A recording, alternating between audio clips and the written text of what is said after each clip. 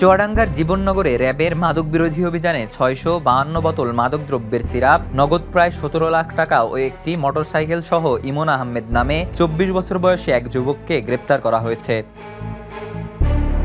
মঙ্গলবার দুপুর ১:৩০টার দিকে জীবননগর উপজেলার সীমান্ত ইউনিয়নের নতুন পাড়া এলাকায় অভিযান চালিয়ে তাকে গ্রেপ্তার করে র্যাব ১২। র্যাব জানায়, অভিযানে ৫৪২ বোতল স্কার্ফ সিরাপ, ১১০ বোতল উইনক্যারেক সিরাপ সহ মোট ৬৫২ বোতল সিরাপ উদ্ধার করা হয়। এ সময় নগদ ১৬,৭৫,০০০ টাকা ও একটি মোটরসাইকেলও জব্দ করা হয়েছে।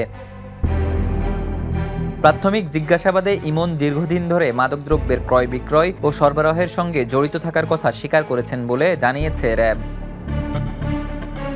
এ ঘটনায় ইমনের বিরুদ্ধে জীবননগর থানায় মাদকদ্রব্য নিয়ন্ত্রণ আইনে মামলা করা হয়েছে। র্যাব ১২ জানিয়েছে, মাদক, অস্ত্রধারী ও জঙ্গিমুক্ত বাংলাদেশ গঠনে তাদের অভিযান অব্যাহত থাকবে। Desk report, the news.